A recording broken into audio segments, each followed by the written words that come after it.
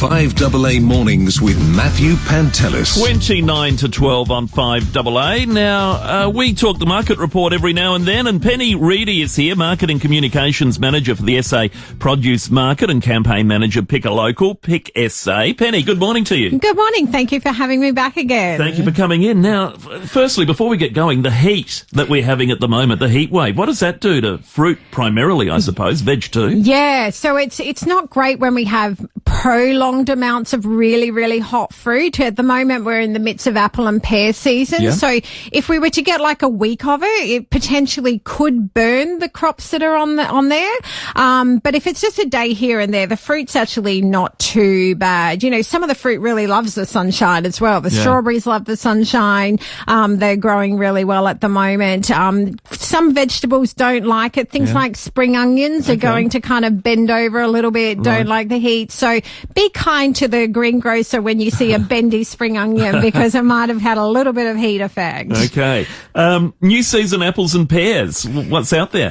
Look, I love this time of year. Missile apples. Have you ever had a missile I apple? haven't. You've got to try them. So Lenswood are known for these missile apples and they are finally back in the market this week, which we're so excited about. I reckon I've had a few thrown at me.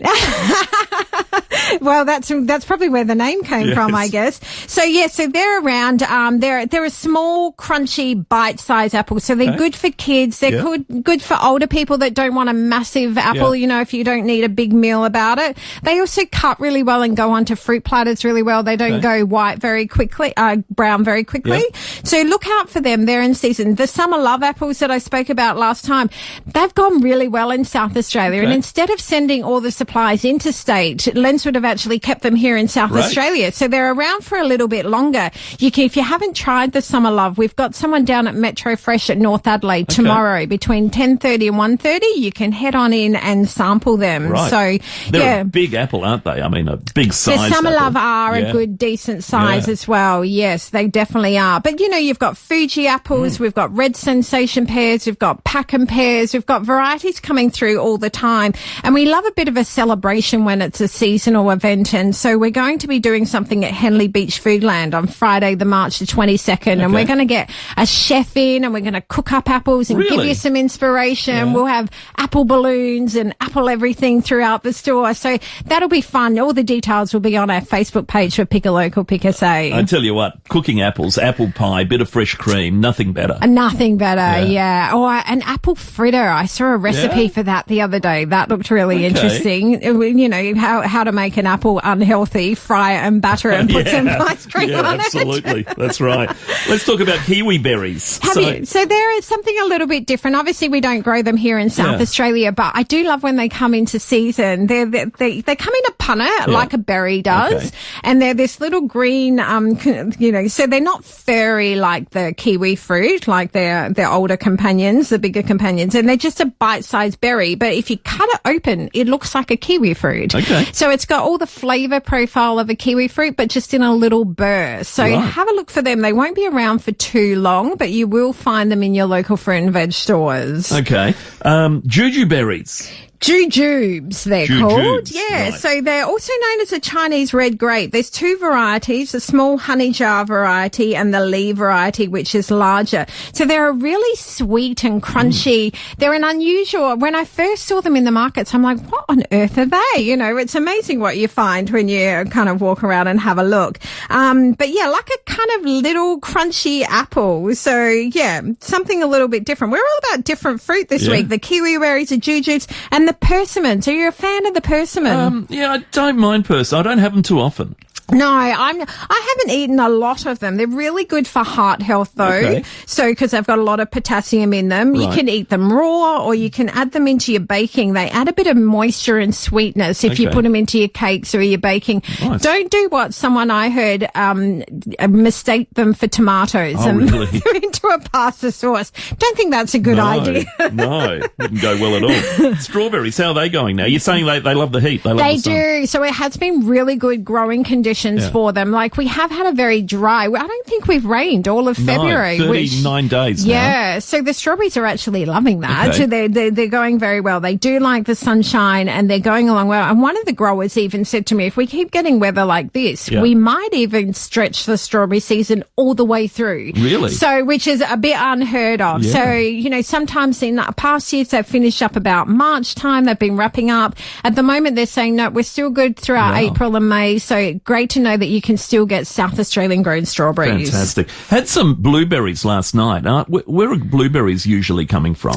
So in South Australia, we grow blueberries in the Riverland. Okay. In particular, if you had a jumbo blueberry, they're probably coming from the Riverland. Otherwise, they're grown all around the country. Okay. Tasmania is a big blueberry grower. So yeah, highly likely that they've come from Tasmania. Well, wherever they came from, they were really good, really sweet and juicy, really obviously in season. Yeah, and do you know you should eat blueberries 3 at a time to get the proper flavour profile? That's what I've been told. Don't eat them 1 at a time because one might be a bit sour, next one might be a bit sweet. Apparently, if you put 3 in at a time, you'll get the perfect blueberry flavour profile. I was probably averaging 3. Oh, there you go. So that's all right. Hey, just talking about things in season and locally grown, I mean, obviously if it's in season, the nutrition count of it should be higher, shouldn't it? Exactly. So you've got the shorter time that it's picked to when it's on your plate, and that's the bonus of it. And when you're buying from your local fruit and veg and they're buying through the produce market out at Paraka, you know, I often talk about that short supply chain, that, you know, mushrooms in Waterloo Corner that are being picked today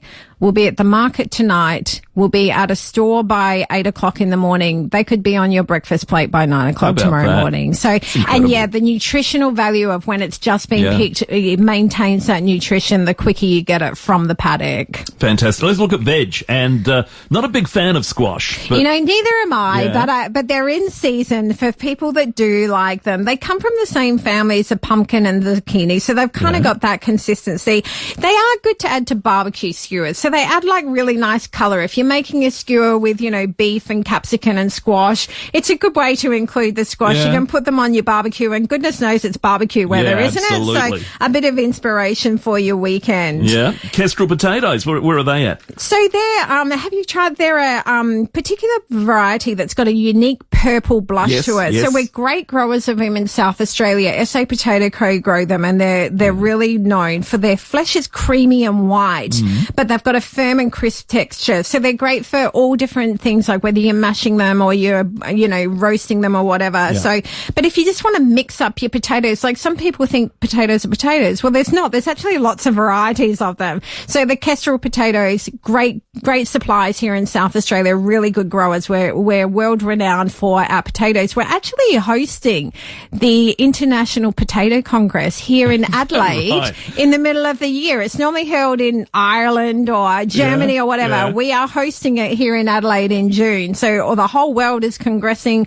on South Australia to talk potatoes. Well, we've got an enormous potato growing region, don't we, around Lameroo, Pinaroo? We do, yes. The Pie family have got a massive facility up there, state of the art. I have visited their packing house up there. It is an amazing beast up there. I went through, I imagine it's the same place, in about 2001, I think it was, 0102. Just enormous place. Yes. Big shed. Yes. And, well, they recently did a massive investment. I think, talking out of school, 100 million off the top of my head, this state-of-the-art pack house that they put in last year, and it just blew my mind when I saw it. I've never seen anything as big as this. Goodness. We have a massive potato industry here in South Australia. Who'd have thought there's stuff to talk about in terms of an international congress with potatoes? Well, there is. There's a whole 3 days of it, all things potatoes. And I guess that's the menu, isn't it? Chips and mash and whatever else. Chips and mash, can you imagine? We'll have potatoes everywhere. Cucumbers. Now, this time of year, salad. Well, what salad doesn't have a good cucumber? Yes, absolutely. It's great. You can, you know, chop it up with a bit of avocado and red onion, or put it in with your tomatoes, add it onto your sandwiches. There's salads going on.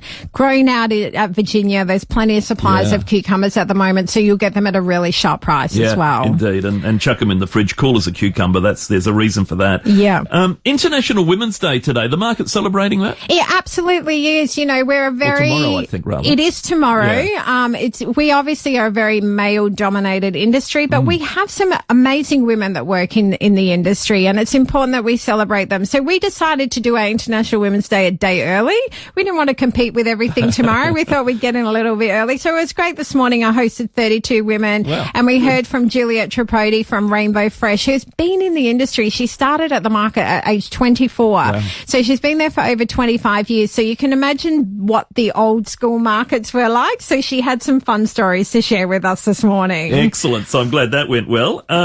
The market is, of course, now, one of the things we hear about from time to time is fruit fly. Is that having an impact at the moment? Where's that at in terms of so some people may have heard that there was some fruit fly found in Salisbury North. So PIRSA put baits out to keep a track. We remember a few years ago we had a massive outbreak of fruit fly in South Australia. It was really impacted the industry quite heavily. And we eradicated that, which was fantastic. And we had pest free for quite some time. And a couple of years ago we had Mediterranean fruit fly. We've now found some Queensland fruit fly, or Q fly, you might hear it, in Salisbury North.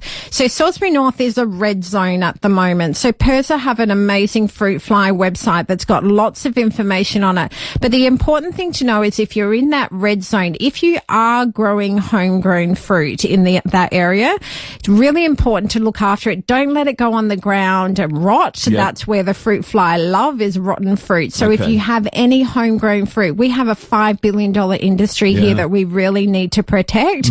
So I'd really encourage anyone living in that red zone, really, check out the fruit fly website, have a look at the restrictions that are currently in place. It does mean that there's 14 kilometres from the drop zone. It's now called a yellow zone as well. So it is affecting our growers in the Northern Adelaide Plains. It's a massive cost to them because we need to look at fumigation and lots of different options. Some more information will come out about that in the coming week. We only just found the fruit fly in the last couple of days. So the industry is doing everything that we can to contain this, because the last thing that we want is an outbreak like we had a couple of years ago. Absolutely. It's devastating to our industry. And people can help you talk about the fruit on the ground, but just don't move fruit in or out of that area. Well, that's the safest option. If you're in the red zone, keep it in the red zone. We don't need it going out, because at the moment it's a very, very small 1.5 kilometre zone. So you can imagine if we can keep it there, that's okay. If we get it in the Adelaide Hills, it will be devastating. All right, Penny, great seeing you today. Thank you for coming in. Thank you for having me. Penny Reidy, Marketing Communications Manager, SA Produce Market and Campaign Manager. Pick a local, pick SA. Just look for is it the red sticker? The red spot, The red spot. There we go. And you'll know it's local. All right, 16 to 12 on 5AA.